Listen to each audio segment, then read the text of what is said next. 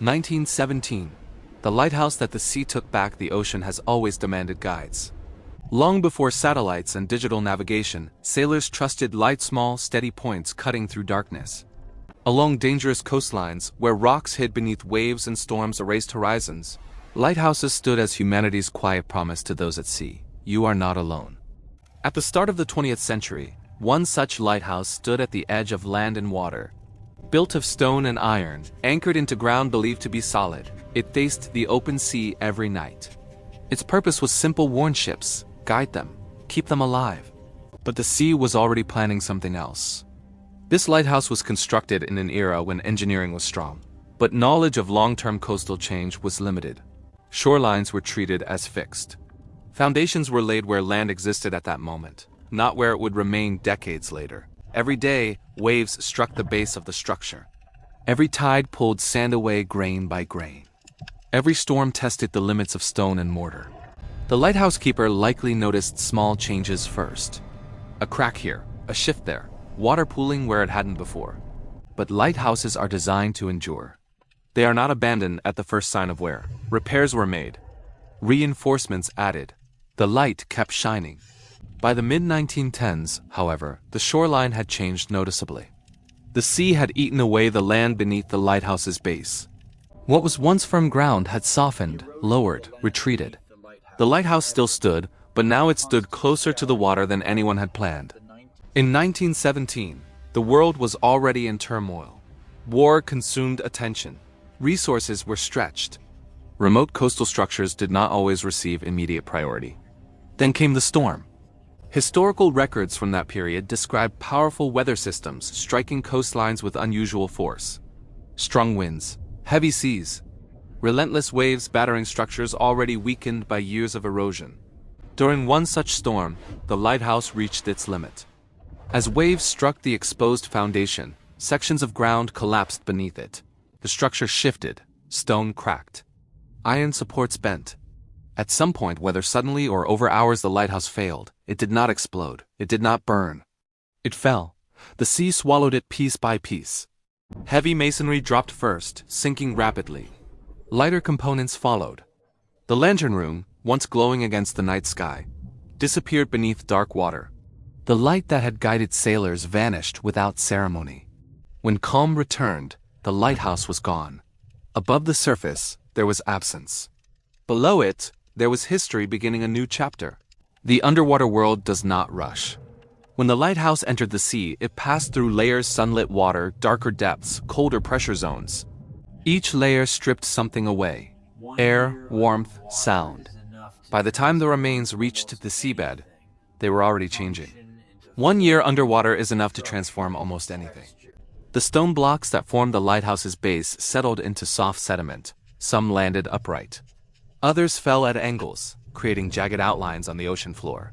Mortar dissolved slowly, weakening the bonds that once held everything together. Iron components began to rust almost immediately. Saltwater is relentless. It penetrates seams, expands weaknesses, and eats from the inside out. Bolts corroded. Brackets weakened. Any remaining mechanical parts locked into place, frozen forever in their last position. The lantern room, once the heart of the lighthouse, did not survive intact. Glass shattered on impact or soon after, crushed by pressure and movement.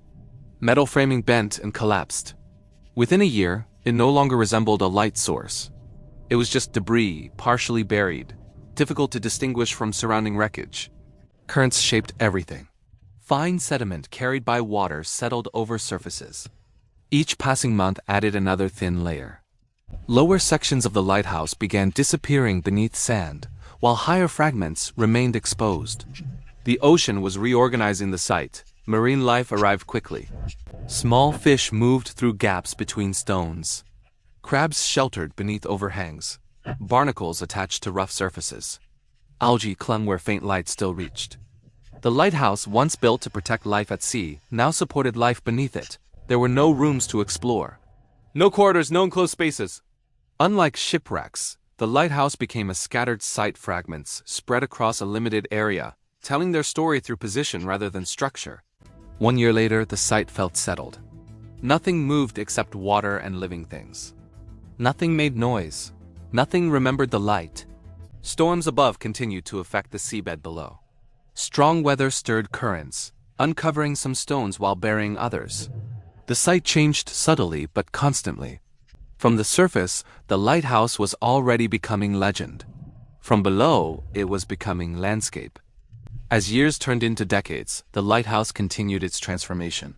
What had been a human structure became part of the environment. Sharp edges softened, corners rounded.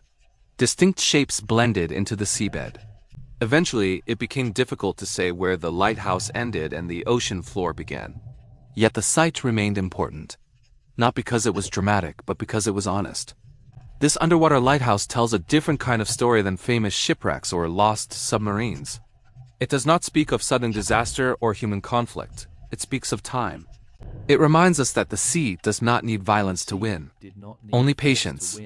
Coastal erosion continues everywhere on Earth. Rising sea levels, stronger storms, and shifting shorelines mean that structures once considered permanent are now temporary.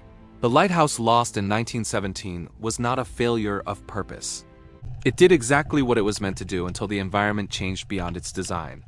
Underwater, its remains are now protected by isolation. They are rarely disturbed, rarely seen, rarely discussed, but they remain. The ocean preserves history differently than land. It does not display it, it hides it. It keeps it quiet, protected from human interference, but not from change. For a deep-sea audience, this site represents something powerful. A reminder that the boundary between land and sea is never fixed. A reminder that human achievement is always temporary. A reminder that history does not disappear, it relocates. The lighthouse that once guided ships now guides understanding. It teaches us how environments change, how structures respond, and how the sea ultimately decides what stays above and what joins it below. Today, the ocean continues to move over the site. Currents continue to flow. Sediment continues to settle. And somewhere beneath the water, the remains of a lighthouse rest in silence, no longer shining but still telling a story to those willing to listen.